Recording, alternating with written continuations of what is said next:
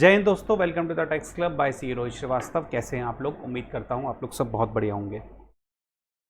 तो जैसा कि मैं हर बार एक टाइम पीरियड के बाद कोई नया टॉपिक लेके आता हूं आप लोगों के लिए, कुछ नया डिस्कशन करने के लिए अपने सी इंटर डायरेक्ट टैक्स से रिलेटेड। इसी तरह से आज भी एक नया टॉपिक रिटर्न ऑफ इनकम का लेके आया हूँ सेक्शन 139(1) में। लेकिन इस टॉपिक को डिस्कशन करने से पहले मेरी आप लोगों से एक छोटी सी रिक्वेस्ट है कि प्लीज़ चैनल को सब्सक्राइब करें, लाइक करें, शेयर करें, ताकि मुझे नए वीडियोस बनाने का और भी ज़्यादा मोटिवेशन। चलिए जी, ये मेरी एक छोटी सी रिक्वेस्ट है, प्लीज़ इस पे थोड़ा सा आप लोग ध्यान दें, ऐसे इग्नोर ना करें। चलिए जी, तो रिटर्न ऑफ इनकम देखिए, ये इम्पॉर्टेंट क्यों है, ये सेक्शन इम्पॉर्टेंट क्यों है, प्रैक्टिकल लाइफ के लिए भी इम्पॉर्टेंट क्यों है। पहली बात, इसमें कुछ चेंजेस भी आए हैं। फाइनेंस एक्ट 2019 से रिलेटेड कुछ चेंजेस आए हैं और भी इस पर कुछ बातें ऐड करी गई हैं। और इम्पॉर्टेंट इसलिए है क्योंकि देखिए, बीइंग अ चार्टेड अकाउंटेंट, अगर आप प्रैक्टिस में भी जा रहे हैं, आपको यही नहीं पता होगा कि आपके क्लाइंट को रिटर्न फाइल करने की रिक्वायरमेंट है या नहीं है, तो आप कैसे उसका असेसमेंट करोगे, कैसे उसका टैक्स कैलकुलेट करोगे, कैसे उसकी टैक्स लायबिलिटी कैलकुलेट करोगे, जब आपको यही पता नहीं होगा कि भैया उसे रिटर्न फाइल करने की ज़रूरत है भी नहीं है। भाई ऐसा हमें ऐसा लगता है कि साहब, नॉर्मली अगर लेमन टर्म में बात करें, हमें लगता है कि साहब अगर किसी की इनकम टैक्सेबल है तो उसको रिटर्न फाइल करनी है, जिसकी इनकम टैक्सेबल नहीं है उसको रिटर्न फाइल नहीं करनी। लेकिन ऐसा नहीं है। बहुत सारी बातें हैं सेक्शन 139 में, अभी हम धीरे धीरे आगे एक एक करके डिस्कशन करेंगे, तब आपको लगेगा कि सर ये तो हम इनकम नहीं होने के बावजूद भी लॉ कह रहा है कि रिटर्न फाइल करनी पड़ेगी। गवर्नमेंट क्यों जोर देती है रिटर्न फाइल करने पर? देखिए, गवर्नमेंट का मोटिव है कि ज़्यादा से ज़्यादा रिटर्न फाइल कराई जाए। अगर मैं एक रफ डाटा बताऊं तो पहले रिटर्न जो फाइल होती थी वो करीब 5 करोड़ रिटर्न फाइल होती थी मोदी सरकार आने से पहले लगभग। लेकिन बीजेपी गवर्नमेंट ने रिटर्न फाइलिंग पे बहुत ज़्यादा एम्फेसिस दिया। उन्होंने सोचा कि साहब जितनी ज़्यादा रिटर्न फाइल होंगी उतना ज़्यादा गवर्नमेंट के पास डेटा आएगा और उतना ही ज़्यादा टैक्स का कलेक्शन होगा। क्योंकि रिटर्न फाइल करने पर आप गवर्नमेंट के साथ अपना डेटा शेयर करते हो, आपका क्या आपने कमाया है, क्या आपने खर्चे करे हैं, आपका क्या टैक्स बन रहा है, क्या टैक्स नहीं बन रहा है, क्या आपने डिडक्शन करी है, और भी बहुत सारी बातें होती हैं। जैसे फॉर एन एग्जांपल, आपने किसी आपके बैंक अकाउंट में कितने पैसे हैं, आपने फॉरेन एक्सपेंडिचर कितना करा है, ये भी बातें आपको डिटेल देनी पड़ती हैं। अब तो आज के टाइम में तो मतलब इतना ज़्यादा स्ट्रिक्ट कर दिया इसको। तो पहले करीब करीब 5 करोड़ रिटर्न फाइल करी जाती थी बीजेपी गवर्नमेंट से पहले, लेकिन बीजेपी गवर्नमेंट ने, मोदी सरकार ने रिटर्न फाइल में बहुत ज़्यादा एम्फेसिस दिया और ये लगभग अब नंबर बढ़ के 11 करोड़ रुपये हो चुके हैं। 11 करोड़ से प्लस रिटर्न फाइल करी जाती हैं। तो गवर्नमेंट भी चाहती है जितनी ज़्यादा रिटर्न फाइल होंगी उतनी ज़्यादा हमारे पास डिटेल आएगी, और इसी वजह से रिटर्न फाइलिंग का जो एरिया है उसको बहुत ज़्यादा एक्सपेंड करा गया। देखिए, return of income, the income tax act 1961 contains provision for filing of return of income. Return of income is the format in which the assessee furnish information as to his total income and tax payable. The format for filing of return of by different assessors notified by the CBDT. Her SSC के लिए अलग अलग ITR होती हैं। कोई ITR 1 file करता है, कोई आईटीआर 2, कोई आईटीआर 3, कोई आईटीआर 4, जो भी जिसकी भी रिक्वायरमेंट जैसी होती है उस तरह से रिटर्न फाइल करी जाती है। और सीबीडीटी ने फॉर्मेट दे रखा है, एक प्रिस्क्राइब फॉर्मेट है जिस फॉर्मेट में आपको रिटर्न फाइल करनी होती है। The particulars for income earned under the different heads, gross total income, deduction from gross total income and tax payable by the assessee are generally required to be furnished in the return of income. In short, a return of income is a declaration of income and the resultant tax by the assessee in the prescribed form. Return of income क्या होता है? एक declaration ही तो है। आप अपनी income को declare कर रहे हो और आपका क्या टैक्स की लायबिलिटी बन रही है या जो भी आपने टैक्स वगैरह पे करा उसके बारे में बताया। देखिए, रिटर्न फाइल करना इसलिए भी ज़रूरी कहती है गवर्नमेंट कि जब तक आप गवर्नमेंट को बताओगे नहीं कि आपकी क्या इनकम है, किस हेड से इनकम है, आपने कौन से डिडक्शन क्लेम करी हैं, तब तक गवर्नमेंट को भी नहीं पता चल पाएगा। तो गवर्नमेंट कहती है कि देखिए, आपकी जो भी इनकम है, आपने जो भी डिडक्शंस क्लेम करी, आप क्लेम करिए, हमें कोई दिक्कत नहीं, लेकिन आपको हमें बताना पड़ेगा। ऐसा नहीं है कि आपने अपना जो है रिटर्न, आपने इनकम कैलकुलेट करी, डिडक्शन ले ली, आपको लगा कि ये तो भैया हमारी इनकम टैक्सेबल है ही नहीं, रिटर्न फाइल करते ही नहीं। ऐसा नहीं है, अभी हम प्रोवाइजो भी पढ़ेंगे इससे रिलेटेड। तो गवर्नमेंट कहती है कि आपका जो भी आप अपनी इनकम कैलकुलेट करो, इनकम कैलकुलेट करिए, कोई दिक्कत नहीं है, आपको जो टैक्स समझ में आप टैक्स, लेकिन आप रिटर्न फाइल करिए ताकि इंफॉर्मेशन गवर्नमेंट तक पहुंच सके। अब सेक्शन की अगर हम बात करें लॉ में, इनकम टैक्स में सेक्शन 139(1) क्या बोलता है, देखिए इसमें पूरी डिटेल लेवल पे बात करी गई है। Submission of return of income, चलिए सेक्शन पे आ जाते हैं, submission of return of income. सबसे पहले सेक्शन 139 क्या कहता है कि सब इन पर्सन को रिटर्न फाइल करने की जरूरत है। किन पर्सन को? Following persons are required to furnish return of income. Following persons are required to furnish return of income. अब कौन कौन से पर्सन है? इसमें हर असेसी आ जाता है।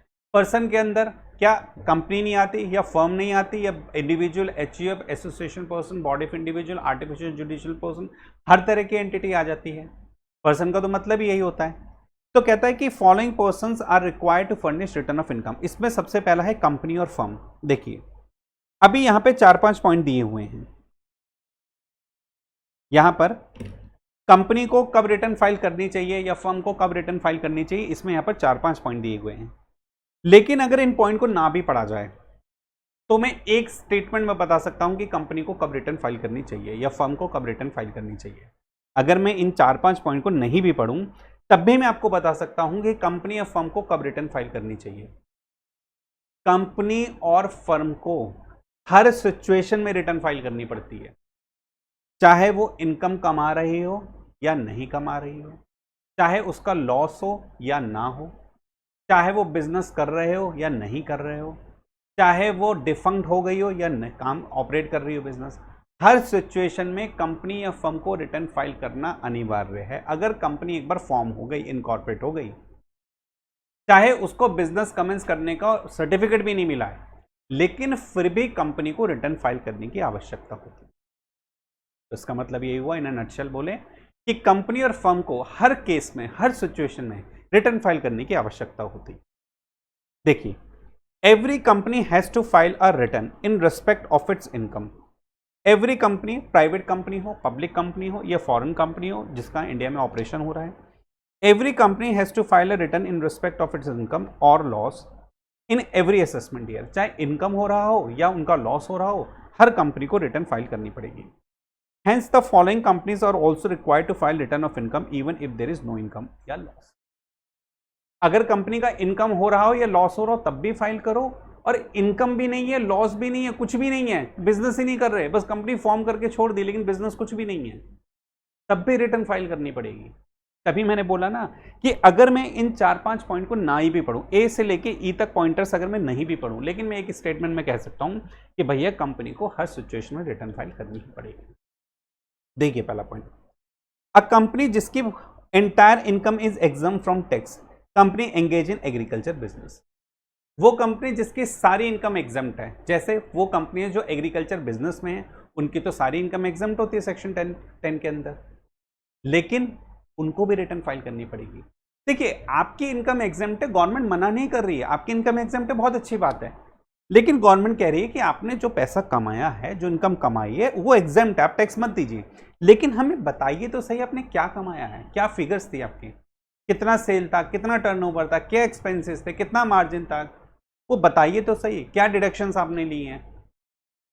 आपकी इनकम पूरी एग्जम्प्ट है, आप टैक्स मत दीजिए, लेकिन आप रिटर्न फाइल कीजिए। देखिए मैं फिर बता रहा हूँ, गवर्नमेंट का मोटिव है रिटर्न ज्यादा से ज्यादा फाइल कराना, ज्यादा से ज्यादा रिटर्न फाइल होगी, गवर्नमेंट के पास ज्यादा से ज्यादा डिटेल्स आएंगी, और गवर्नमेंट यही चाहती है।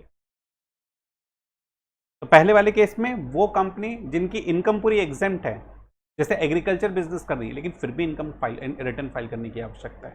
सेकेंड पॉइंट, पब्लिक कंपनी जो इनकॉर्पोरेट हो गई है लेकिन सर्टिफिकेट नहीं मिला बिजनेस स्टार्ट करने का। ऐसा होता है ना, कंपनी इनकॉर्पोरेट होने का कमेंसमेंट ऑफ बिजनेस का एक सर्टिफिकेट भी मिलता है।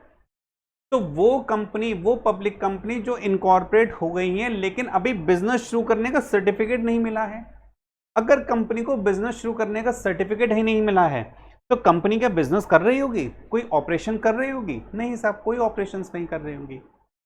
जब कोई ऑपरेशंस ही नहीं कर रही होंगी, क्या उनकी इनकम टैक्सेबल होगी? क्या कोई इनकम हुई होगी? नहीं साहब, कोई इनकम भी नहीं हुई होगी। जब कोई इनकम ही नहीं है, कोई ऑपरेशन ही नहीं है, तो फिर टैक्स किस बात का? हम तो कह रहे हैं कोई टैक्स नहीं है, लेकिन आप रिटर्न फाइल कर दीजिए। आपकी कोई एसेट नहीं है, आपकी कोई लायबिलिटी नहीं है, आपकी कोई सेल नहीं है, आपके कोई परचेज नहीं है, आपके कोई एक्सपेंस नहीं है, आपकी कोई इनकम नहीं है, लेकिन रिटर्न फाइल करिए, ब्लैंक फाइल करिए, लेकिन रिटर्न फाइल करिए। क्योंकि रिटर्न फाइल करने में जो बेसिक इन्फॉर्मेशन है वो तो आपको बतानी पड़ेगी। इक्विटी कैपिटल बतानी पड़ेगी आपको, आपकी एसेट क्या है वो बतानी पड़ेगी, या जो भी डिटेल्स उसमें मांगी गई है वो तो आप कुछ ना कुछ तो आपको शेयर करना ही पड़ेगा। ठीक है। थर्ड पॉइंट कहता है डिफंक्ट कंपनी, जो कि लिक्विडेट नहीं हुई है। डिफंक्ट कंपनी क्या है? जिसने अपना ऑपरेशन करना बंद कर दिया है, कंपनी वालों ने हाथ खड़े कर दिए कि भैया इस कंपनी को बचाना हमारे बस की बात नहीं।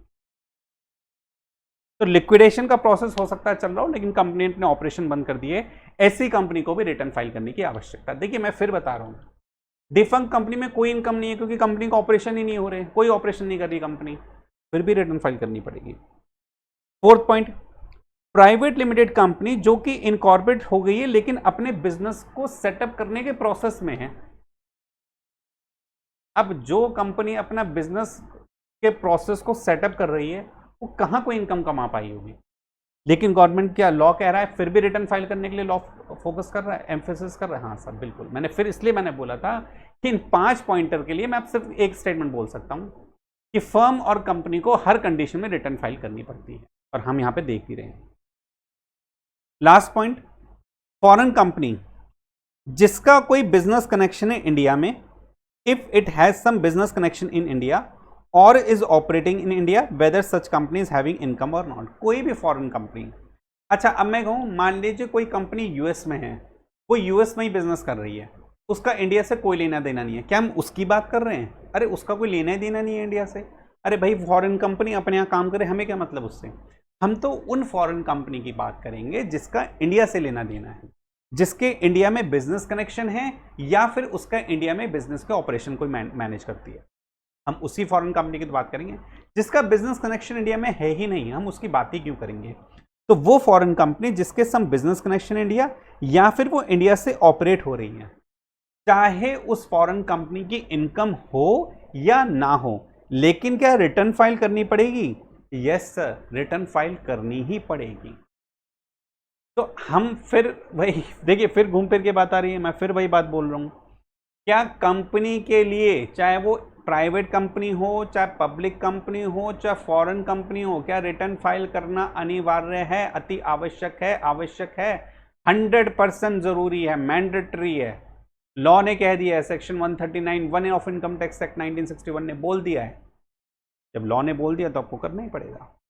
ठीक है, तो जो बातें हमने कंपनी में पढ़ी वही similarly it shall be obligatory for the return firm for the firm to file return of income in case of return of income in every cases. Same चीज एप्लीकेबल होती है फर्म पे, चाहे फर्म इनकम कमा रही हो, चाहे loss हो, चाहे वो प्रोसेस बिजनेस अपना सेटअप कर रही हो, चाहे वो अभी रजिस्टर्ड हुई हो लेकिन बिजनेस शुरू नहीं करा हो, चाहे कोई भी कंडीशन हो, फर्म को भी रिटर्न फाइल करना अति मैंडेटरी है, उसको रिटर्न फाइल करनी ही पड़ेगी। ठीक है, ये तो बात होगी कंपनी और फर्म की। लोकल अथॉरिटी, देखिए लोकल अथॉरिटी कहता है कि अगर आपकी इनकम एक्सीड्स है, किससे एक्सीड है? Maximum amount which is not chargeable to income tax, मतलब आपकी कुछ भी टैक्सेबल इनकम है, लोकल अथॉरिटी आपकी कुछ भी टैक्सेबल इनकम है, आपको रिटर्न फाइल करनी पड़ेगी। आपकी कुछ भी टैक्सेबल इनकम है, आपको रिटर्न फाइल करनी पड़ेगी। लोकल अथॉरिटी में सिंपल है, जो भी इनकम कमाते हैं उस पर 30% टैक्स रेट लग जाता है, तो आपका जो भी कमाओगे आपको रिटर्न फाइल करनी पड़ेगी, बड़ा सिंपल सा है। चलिए अब आता है थर्ड, ये है हमारा मजेदार। कंपनी फर्म का तो चलिए हम एक बार में फिर भी समझ सकते हैं कि अगर आपको हर कंडीशन में रिटर्न फाइल करनी पड़ेगी। लोकल अथॉरिटी में भी हमने समझ लिया कि साहब आपकी कोई भी इनकम टैक्सेबल होगी, आपकी total income during the previous year exceed करती है maximum amount which is not chargeable to income tax, या फिर इन शॉर्ट अदर वर्ड में बोले कोई भी अमाउंट विच इज टैक्सेबल, तो आपको रिटर्न फाइल करनी पड़ेगी। अब हम बात करते हैं पर्सन की। अब पर्सन में कौन होगा? देखिए हमने कंपनी फर्म के ऊपर ऑलरेडी बात कर ली है, ठीक बात है। हमने लोकल अथॉरिटी की ऑलरेडी बात कर ली है, ठीक बात है। अब पर्सन में कौन बचेगा? पर्सन में हमारे कौन बचेंगे? इंडिविजुअल बच गया, एचयूएफ बच गया, एसोसिएशन पर्सन बच गया, बॉडी ऑफ इंडिविजुअल बच गए, या आर्टिफिशियल जुडिशियल पर्सन। ठीक है, कंपनी फर्म लोकल अथॉरिटी की हम बात कर चुके हैं। इसके अलावा जो लोग बचे हैं वो यहां पर थर्ड पॉइंट में हमारे कवर अप हो जाएंगे। देखिए इस पॉइंट को पढ़ने से पहले एक छोटा सा बात यहां लिख लेते हैं। देखिए अगर आप सेक्शन 115 BAC में फॉल हो रहे हैं। तो आपकी एग्जेम्पशन लिमिट है 3 लाख, आप लोगों को पता होगा। अगर आप 115 BAC में फॉल हो रहे हैं, 115 BAC ऑप्शन में जा रहे हैं, तो आपकी मिनिमम एग्जेम्पशन है 3 लाख। 3 लाख से ऊपर आपको टैक्स देना पड़ेगा। अगर आप 115 BAC में नहीं है, मतलब shifting out of section 115 BAC, तो आपकी जो एग्जेम्पशन लिमिट है वो कितनी है? 2.5 लाख। ठीक है, 2.5 लाख है नॉर्मल के लिए, नॉर्मल इंडिविजुअल BF वगैरह जो भी है। और ये लिमिट मेरी बढ़ के कितनी हो जाएगी? 3 लाख हो जाती है सीनियर सिटीजन के लिए, और 5 लाख हो जाती है सुपर सीनियर सिटीजन के लिए। ठीक है, जो 80 साल और मोर है, ये 60 इयर्स और मोर है, और ये 60 ईयर्स से कम वाले। ठीक है, तो ये हमें लिमिट आप लोगों को पता होगी।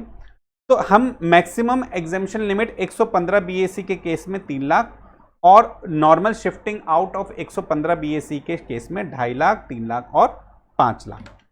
ठीक है, एज पर द जो भी उनकी एज के अकॉर्डिंगली। तो इसको हम यहां पे लिख सकते हैं ओल्ड रिजीम। ये एक नॉर्मली यहाँ पे मैं बहुत ही रफ आइडिया दे रहा हूँ आप लोगों को, थोड़ा सा इसका रेफरेंस लेना पड़ेगा, इसलिए मैंने यहाँ पे लिख दिया है। ठीक है, तो 2.5 लाख तो 60 इयर्स लेस देन 60 इयर्स है,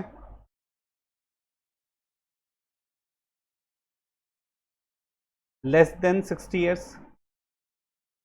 3 लाख उन लोगों के लिए 60 इयर्स और मोर, लेस देन 80 इयर्स। 60 इयर्स और मोर, लेस देन 80 इयर्स। और 5 लाख उनके लिए है जिनकी उम्र 80 इयर्स और मोर है। ठीक है, ये ओल्ड रिजिम में। लेकिन न्यू रिजिम में 115 BAC में 3 लाख हमारा कांस्टेंट है, इसमें कोई एज का चक्कर नहीं है। ठीक है, ये छोटी सी बात याद रख लें। चलिए, अब हम बात कर रहे थे पर्सन की। हम बात कर रहे हैं submission of return of income की। कंपनी, फर्म, लोकल अथॉरिटी की बात कर ली, पर्सन के लिए कहता है कि इफ हिज टोटल इनकम और the total income of any other person,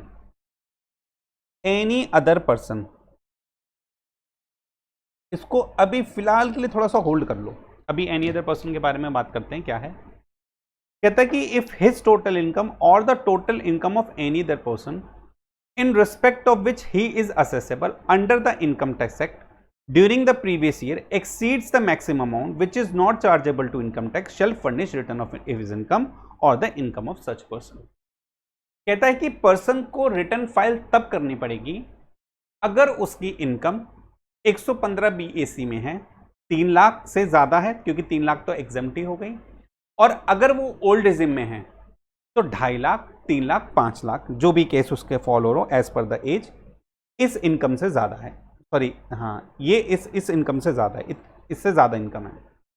अगर ओल्ड रिजिम में उस पर्सन की इनकम इस अमाउंट से ज्यादा है, 2.5 लाख से ज्यादा है, या फिर 3 लाख से ज्यादा है, या फिर 5 लाख से ज्यादा है, एज पर उनकी एज, जो भी एज हो, तो रिटर्न फाइल करने की जरूरत है। और अगर वो 115 BAC में है और उनकी इनकम 3 लाख से ज्यादा है, क्योंकि ये वो अमाउंट है which is not chargeable to tax है, क्योंकि 3 लाख तक कोई टैक्स नहीं लगना, 2.5 लाख तक तो कोई टैक्स नहीं लगना, यहाँ पे 3 लाख तक कोई टैक्स नहीं लगना, यहाँ पे 5 लाख तक कोई टैक्स नहीं लगना। इस लिमिट तक अगर इनकम है तो आपको रिटर्न फाइल करने की जरूरत नहीं है। देखिए, आपको समझना है, यहाँ पर ध्यान देना है कि आपको रिटर्न फाइल करने की जरूरत कब नहीं है। हम ये तो पढ़ ही रहे हैं कि आपको रिटर्न फाइल कब करनी पड़ेगी। आपको रिटर्न फाइल करने की जरूरत कब नहीं है? अगर आपकी income maximum amount which is not chargeable to tax, maximum amount which is not chargeable to tax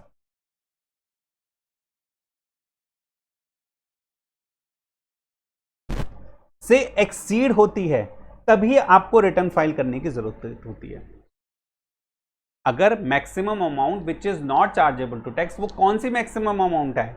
115 BAC के अंदर 3 लाख और ओल्ड रिजिम के अंदर 2.5 लाख या फिर 3 लाख या 5 लाख, इससे ज्यादा है तो ही आपको रिटर्न फाइल करने की जरूरत है। ये बड़ी सिंपल सी बात हो गई।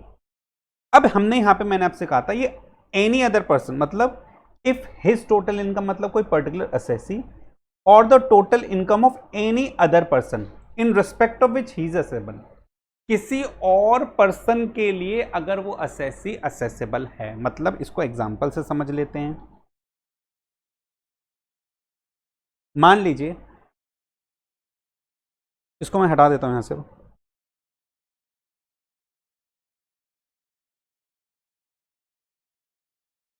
मान लीजिए मिस्टर आर हैं, मिस्टर आर हैं, मान लीजिए मिस्टर आर हैं, इनके एक सुपुत्र हैं, सन, मिस्टर आर के एक सन है मिस्टर वाई, जिनकी उम्र मात्र 14 ईयर्स है, नाबालिग हैं, माइनर हैं, ठीक है, 14 साल की उम्र है। मिस्टर वाई सॉरी इनके बेटे का नाम है सन वाई, इनके सन का नाम है वाई, मिस्टर आर के बेटे हैं। इनके पास एक चेस कंपटीशन हुआ और चेस कंपटीशन में ये 5 लाख रुपए जीत के आए। मिस्टर आर के बेटे मिस्टर वाई चेस कंपटीशन में 5 लाख रुपए जीत के आए। क्या ये 5 लाख टैक्सेबल है? हाँ सर, ये 5 लाख बिल्कुल टैक्सेबल है। अब देखिए, अगर सन मिस्टर आर के जो सन मिस्टर वाई हैं, सॉरी मिस्टर आर के जो सन वाई है, यार एक काम करते हैं, उसको वाई ना रखे ना, यहां पर कोई नाम दे देते हैं, गुड्डू, गुड्डू पंडित, ठीक है। मिस्टर आर के बेटे हैं गुड्डू, ये चेस कंपटीशन में 5 लाख रुपए जीत के आए।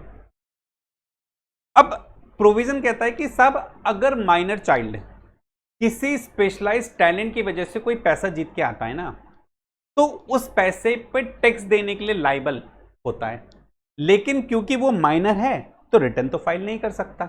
इनकी उसकी गुड्डू की उम्र मात्र 14 साल है, तो रिटर्न तो फाइल नहीं कर सकता।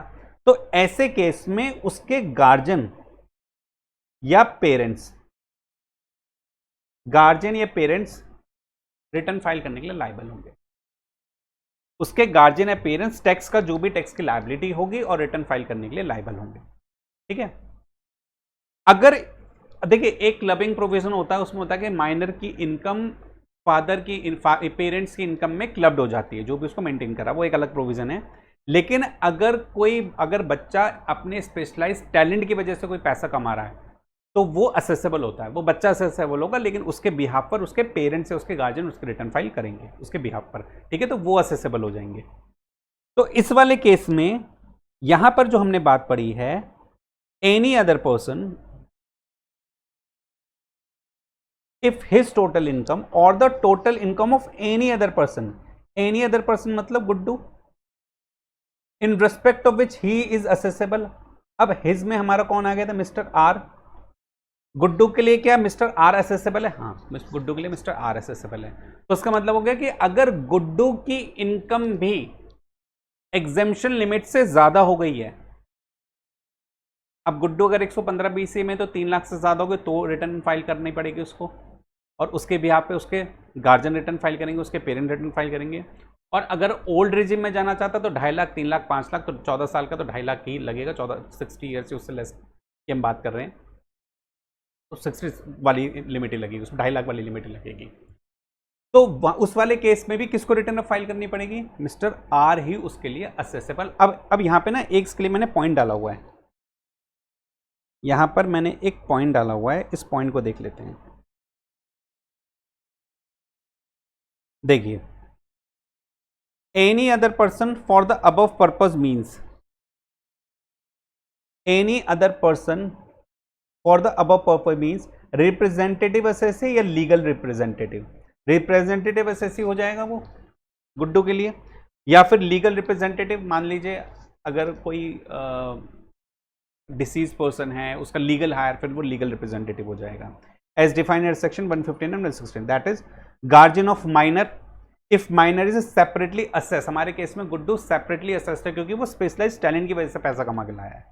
या ट्रस्ट का ट्रस्टी, या लिक्विडेशन के कंपनी में लिक्विडेटर। लिक्विडेटर का लीगल रिप्रेजेंटेटिव हो जाएगा। ट्रस्ट के केस में ट्रस्टी लीगल रिप्रेजेंटेटिव है, और माइनर के केस में वो रिप्रेजेंटेटिव असेसी है। ठीक है, तो एनी अदर पर्सन का मतलब यहां पर ये था। बहरहाल आगे चलते हैं। तो यहां पे कहते हैं कि पर्सन के केस में कि अगर पर्सन की income maximum amount which is not chargeable to tax से ज्यादा है तो पर्सन को रिटर्न फाइल करने की मैंडेटरी है, लॉ कहता है, कानून कहता है, इनकम टैक्स एक्ट ये बात बोलता है। ठीक बात है।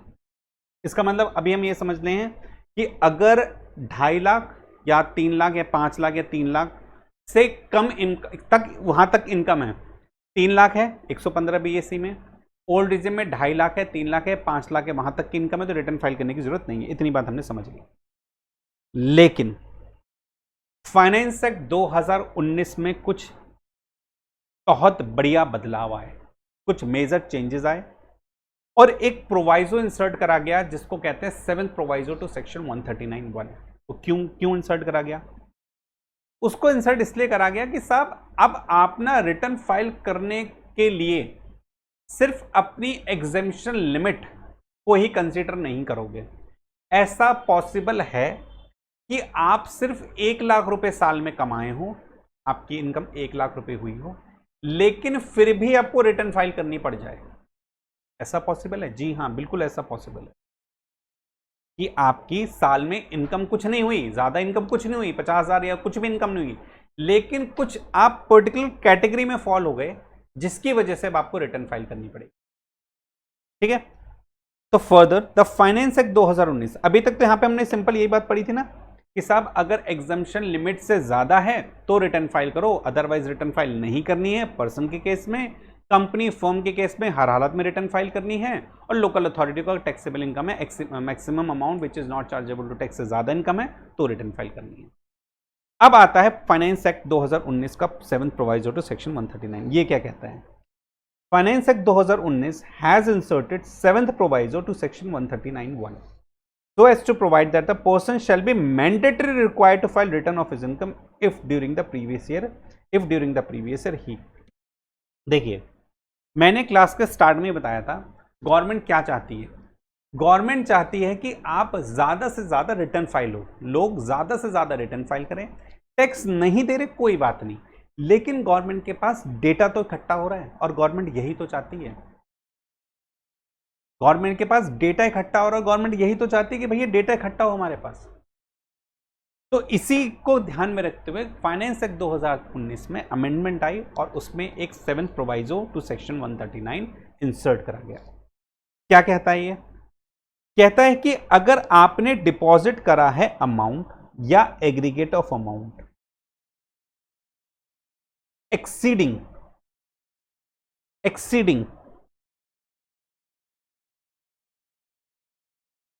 1 crore in one or more current account maintained with a banking company or a cooperative society। अगर आपने 1 करोड़ से ज्यादा, 1 करोड़ एक्सीडिंग कह रहा है वो, यहां पे इसलिए मैंने हाईलाइट कर दिया है, वो कह रहा है कि एक्सीडिंग 1 करोड़, अगर आपने असेसी, अगर आपने 1 करोड़ से ज्यादा पैसा डिपॉजिट करा है करंट अकाउंट में, जो कि मेंटेन करा जाता है किसी बैंकिंग कंपनी या कोऑपरेटिव बैंक के पास, एग्रीगेट मतलब सिंगल अकाउंट में, या फिर आपने 2 अकाउंट है तो उनका एग्रीगेट करके देख लेंगे, और अगर वो अमाउंट 1 करोड़ से ज्यादा हुई तो आपको 7th प्रोवाइजो टू सेक्शन 139(1) के तहत रिटर्न फाइल करनी पड़ेगी। अब जरा देख लेते हैं इसको एग्जांपल से।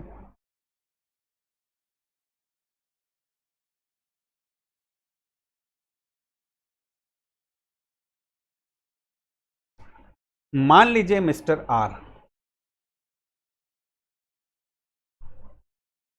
एसबीआई में इनका करंट अकाउंट है जहां पर इन्होंने 50 लाख रुपए जमा करे। दूसरे करंट अकाउंट में इन्होंने 50 लाख रुपए जमा करे। तीसरे करंट अकाउंट में इन्होंने 10 लाख रुपए जमा करे। एग्रीगेट देखना है? हाँ सर, एग्रीगेट देखना है। क्या एग्रीगेट 1 करोड़ से ज्यादा है? हाँ, एग्रीगेट 1 करोड़ से ज्यादा है। क्या 7th प्रोवाइजो टू सेक्शन 131 के तहत रिटर्न ऑफ इनकम फाइल करना पड़ेगा।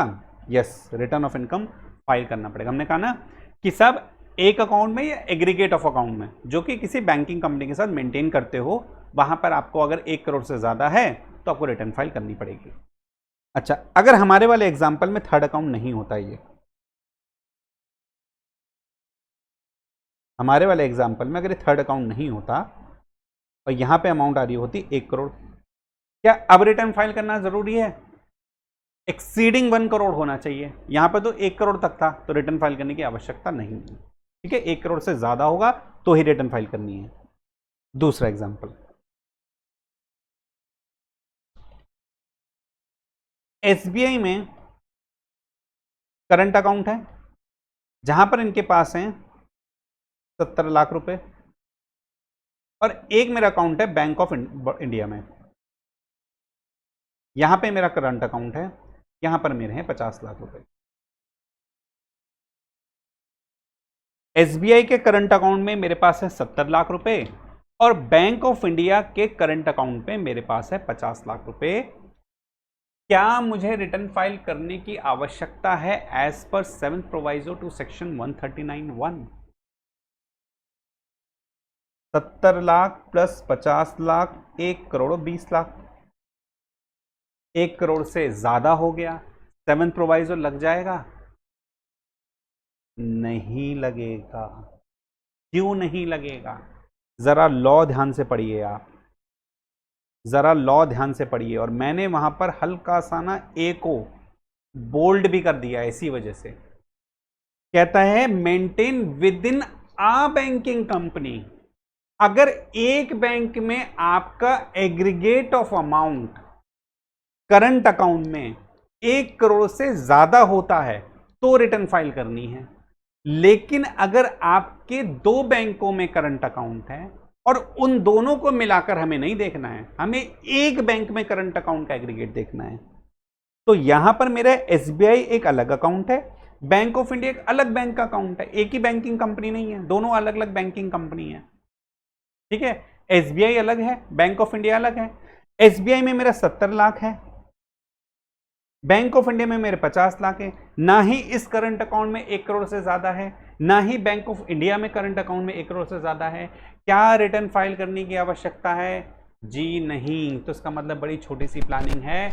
अगर आप रिटर्न फाइल नहीं करना चाहते हो तो किसी भी बैंक में अपने करंट अकाउंट में 1 करोड़ से ज्यादा डिपॉजिट मत करो, दूसरे अकाउंट में बैंक में अकाउंट खुलवा लो, वहां पे करंट अकाउंट में जमा करा लो। लेकिन अगर देखिए जिसके पास 1 करोड़ रुपए होगा तो जाहिर सी बात है, ऐसा तो है नहीं उसकी कुछ इनकम नहीं होगी, कुछ इनकम भी होगी, अच्छा पैसे वाला आदमी होगा, क्योंकि ऐसे ही तो नहीं किसी के अकाउंट में करंट अकाउंट में 1 करोड़ रुपए होते होंगे। तो फिर आदमी के पास जब इनकम होती होगी तो भाई वो फिर रिटर्न फाइल ही करता होगा। हमें खैर उस बारे में डिस्कशन नहीं करें, हम सिंपल बात कर रहे हैं कि एक बैंक में अगर करंट अकाउंट में 1 करोड़ से ज्यादा है तो ही रिटर्न फाइल करने की जरूरत है। अलग अलग बैंकिंग कंपनी को एग्रीगेट करके नहीं देखना है। ठीक है जी, पहला पॉइंट तो ये हो गया। दूसरा पॉइंट देखिए, यहां पर कुछ ऐसा नहीं लिखा हुआ है इस प्रोवाइजो में, 7th प्रोवाइजो में ऐसा कुछ नहीं लिखा है कि आपकी इनकम एग्जेम्पशन लिमिट से ज्यादा है, कुछ नहीं लिखा है। उन्होंने कह दिया अगर करंट अकाउंट में 1 करोड़ से ज्यादा है रिटर्न फाइल कर दो। जबकि अभी तक हम जब ऊपर पढ़ रहे थे हमने पढ़ा था भाई मैं एग्जेम्पशन लिमिट से ज्यादा होना चाहिए पर्सन के केस में, लेकिन यहां पर एग्जेम्पशन लिमिट की कोई बात नहीं है। सेकेंड पॉइंट कहता है कि अगर आपने खर्चा करा है, has incurred expenditure for an amount और aggregate of the amount exceeding amount और aggregate of amount exceeding 2 lakh for himself और any other person for travel to a foreign country, और एनी अदर पर्सन मतलब फैमिली से related कोई भी person हो सकता है या किसी और पर्सन के लिए भी जो भी खर्चा करा उसमें, फॉरेन कंट्री में ट्रैवल करने के लिए। देखिए कहता है कि अगर किसी पर्सन ने एक्सीडिंग, देखिए यहां पे भी फिर मैं बता रहा हूं, यहां पर वर्ड है एक्सीडिंग, वर्ड यहां पर है एक्सीडिंग। अगर किसी पर्सन ने फॉरेन कंट्री में ट्रैवल करा है और फॉरेन कंट्री में ट्रैवल करने के लिए उसने 2 लाख रुपए से ज्यादा, एक्सीडिंग 2 लाख तक खर्च करा है, रिटर्न फाइल करने की जरूरत नहीं है।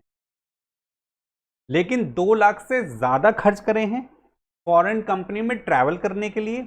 अब ट्रैवलिंग में क्या फ्लाइट्स की बात कर रहे हैं या सारे खर्चों की बात करें, तब कोई भी खर्चा, बोर्डिंग, लॉजिंग, ट्रैवल एक्सपेंस, कुछ भी फॉरेन कंट्री में जाने के लिए जो भी आपने ट्रैवलिंग करी है, इवन आपने करेंसी जो एक्सचेंज कराई है, वहां पे होटल्स लिए हैं, कुछ भी जो भी खर्चा आपने करा है 2 लाख से ज्यादा करा है, तो आपको रिटर्न फाइल करने की जरूरत पड़ेगी। अपने ऊपर करा है या अपने एनी अदर पर्सन, कोई एनी अदर पर्सन पे करा है, फैमिली मेंबर से रिलेटेड हो सकता है, जो भी पर्सन से रिलेटेड पे भी करें, 2 लाख से ऊपर करा है तो आपको रिटर्न फाइल करने की जरूरत पड़ेगी। मैंडेटरी रिटर्न फाइल करना, लॉ ने कह दिया, अमेंडमेंट आ गई है। लेकिन अब यहां पे मुझे बताइए,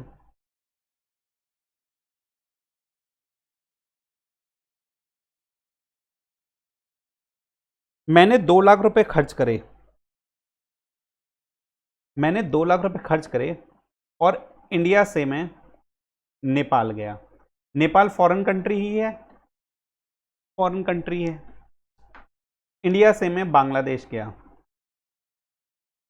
बांग्लादेश फॉरेन कंट्री ही है, फॉरेन कंट्री ही है। इंडिया से मैं हज करने गया, हज भी क्या, मक्का मदीना में, तो वो भी फॉरेन कंट्री ही है। क्या यहां पर ट्रैवल करने पे, मान लीजिए मेरा नेपाल में ट्रैवल करने के लिए 2.5 लाख रुपए लग गए मेरे पूरे,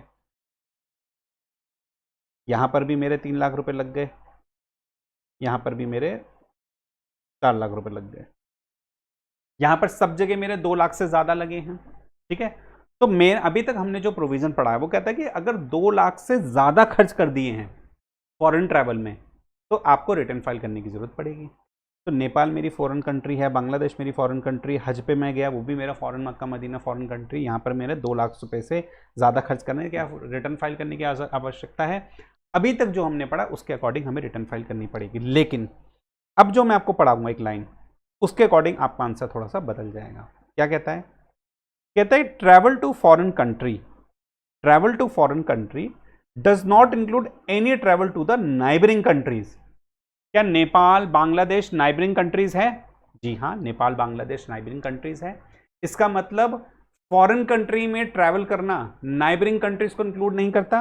travel to foreign countries does not include any travel to the neighbouring countries और such place of pilgrimage as notified by the code, जिसमें हज बीन नोटिफाइड किया हुआ है। तो इसका मतलब ये हुआ कि फॉरेन ट्रैवल पे आप 2 लाख से ज्यादा खर्च करते हो तो भाई वो रिटर्न फाइल करने की रिक्वायरमेंट होगी, लेकिन वो फॉरेन कंट्री नाइबरिंग कंट्री नहीं होनी चाहिए और कोई पिलग्रिमेज मतलब पूजा पाठ की जगह नहीं होनी चाहिए। अब हज भी एक क्या है, मुस्लिम कम्युनिटी के लिए एक बहुत बड़ी जगह है, बहुत पवित्र जगह है, बहुत पावन जगह है, जहाँ पर वो अपनी पूजा पाठ जैसे भी करना चाहते हैं करते हैं। तो इस केस में हमारा नेपाल बांग्लादेश या हज में अगर मैं जाता हूँ और वहाँ पर 2 लाख से ज़्यादा खर्च करता हूँ तो मेरे पे 7th प्रोवाइजो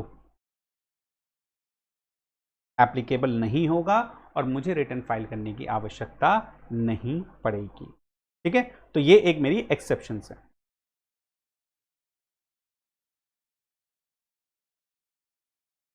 थर्ड कहता है कि साहब अगर आपने इलेक्ट्रिसिटी कंज्यूम करी है 1 लाख से ज्यादा, देखिए गवर्नमेंट भी कितना चालाकी से लॉ बनाया है, वो कहता है कि जिसके करंट अकाउंट में 1 करोड़ से ज्यादा है उसको रिटर्न फाइल करवा रहे हैं, इसका मतलब पैसे वाला बंदा है।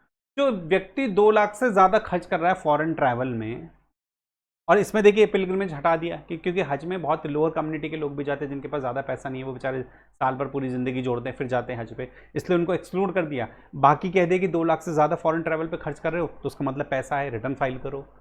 तीसरा कहता है कि आप भैया लाख रुपए से ज़्यादा बिजली कंज्यूम कर रहे हो, अच्छा ये 2 लाख 1 करोड़ ये कि ड्यूरिंग द प्रीवियस ईयर की हम बात कर रहे हैं, 1 lakh during the previous year की बात करें कि अगर आपने इलेक्ट्रिसिटी में 1 लाख से ज़्यादा कंज्यूम कर लिया तो क्या आप गरीब आदमी होंगे?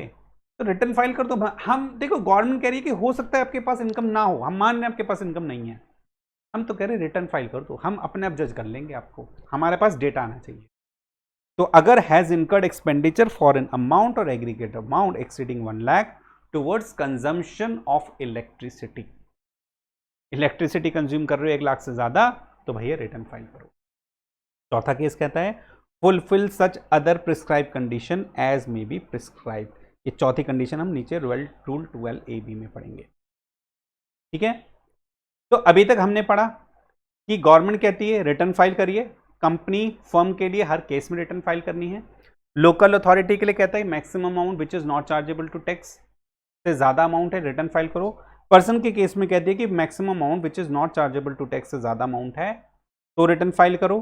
लेकिन एक 7th proviso to section 139 finance act 2019 में इंसर्ट करा गया, जिसमें कहा कि अगर आपके करंट अकाउंट में, एक करंट अकाउंट में, एग्रीगेट करंट अकाउंट में with in a banking company 1 crore से ज्यादा रिटर्न फाइल करिए। फॉरेन ट्रैवल पे खर्च करते हो 2 लाख से ज़्यादा रिटर्न फाइल कर दिए। फॉरेन कंट्री नाइबरिंग कंट्री नहीं होनी चाहिए और पिलग्रिमेज की जगह नहीं होनी चाहिए।